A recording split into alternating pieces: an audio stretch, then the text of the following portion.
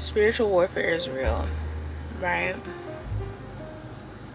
The things that we go through in this life are spiritual. They're more than just what you see with the physical eye, more than what you see in the 3D world. It's way more than that. But I have the opportunity to become better than I was yesterday, and the day before that, and the day before that. And that's why I'm here. I have been sleeping on my dreams, my goals, my aspirations that I have in my life. And let's see if I can zoom out a little bit. Ooh, I zoomed in.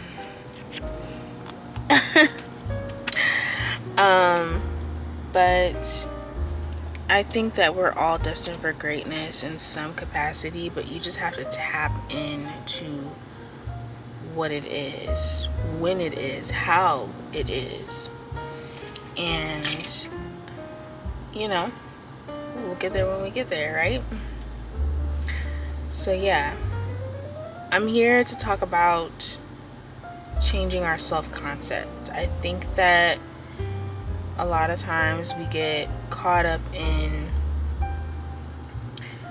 where we are now in our life and harboring onto those old feelings, old programs. There's actually this book that I read by Dispenza called You Are the Placebo.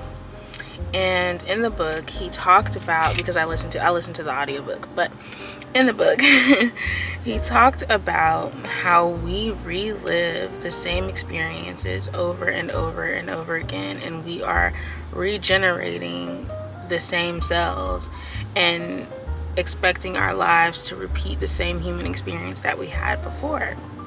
Excuse me. So when I thought about that, and I thought to myself, okay, if I am the placebo and I can be the change that I want to see, and I can change my self-concept, the way that I see myself and how I show up in the world, where do you break it?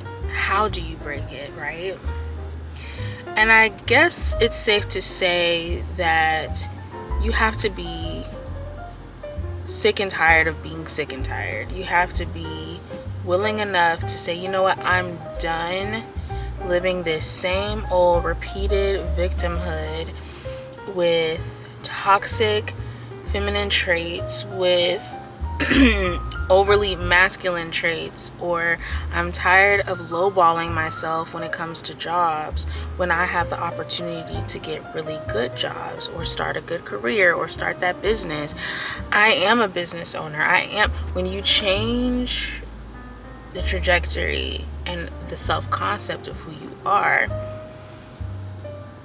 your outer world, your 3D world, has no other choice but to change.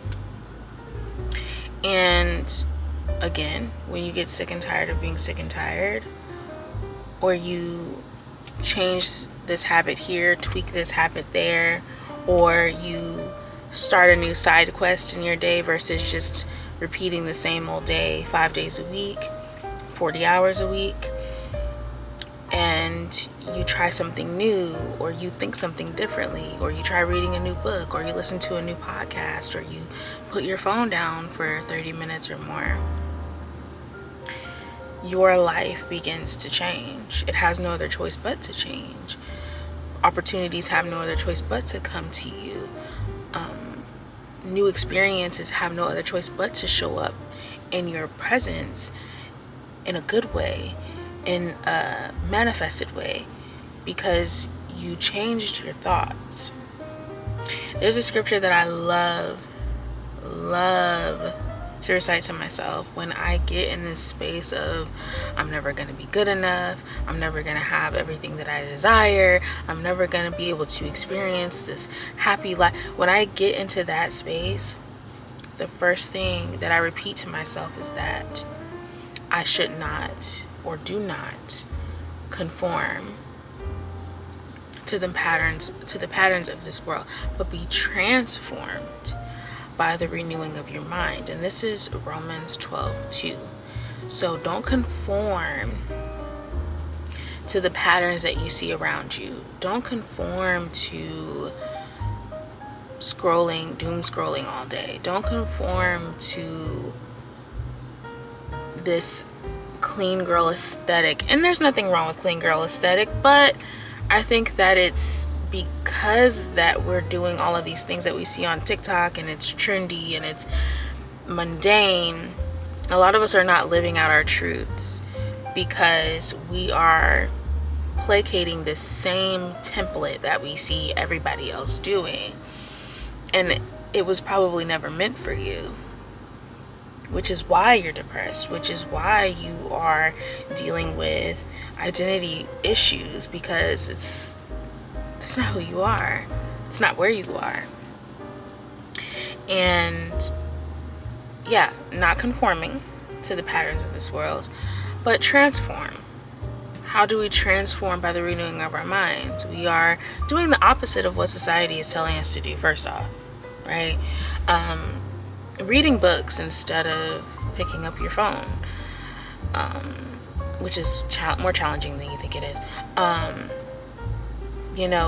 Listening to an informational and educational podcast versus scrolling on TikTok all day. Now, don't get me wrong, there are some fine journalists and people who create amazing content in some of these realms, but if it's eating up all of your time in your day and it's distracting you on who you could become, then maybe it's time to sit it down for a while. And the reason I can say all these things is because, I've spent hours upon hours, I've spent days on my phone and not living out my dream and who I'm supposed to be, who I think I'm supposed to be, where I want to be. And I've let go of TikTok. I haven't been on TikTok, I think, in like a whole year. I'm pretty sure it's been a whole year or more that I have not been on TikTok. I don't have one. I don't have an Instagram. I tried that again. It didn't work out. And don't get me wrong, these platforms give you the ability to be creative, including YouTube. Hello. They give you the ability to be creative. But again, if they are replacing your valuable time with depression and with insecurity and with comparison issues, then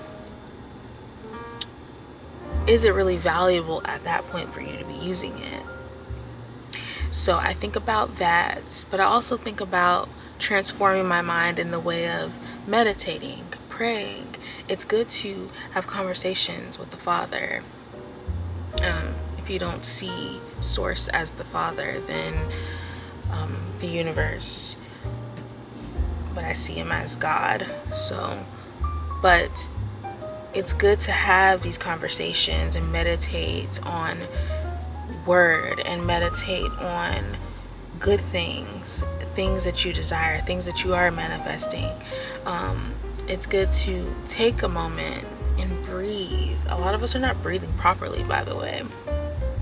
So I say all that to say, once you get tired of the excuses and the paradigm that you're currently in, take the time each day to add something new that you haven't done before that is actually going to build you and not tear you down. And with that being said, I think going forward, we can continue to have these conversations. We can continue to leave comments and subscribe also, and talk about what really stands in our way. And I don't mind having these deep thought conversations, you know what I mean? Because I love reaching out to people and having community, and social media, again, presence does have its perks when you want to have these meaningful conversations with others.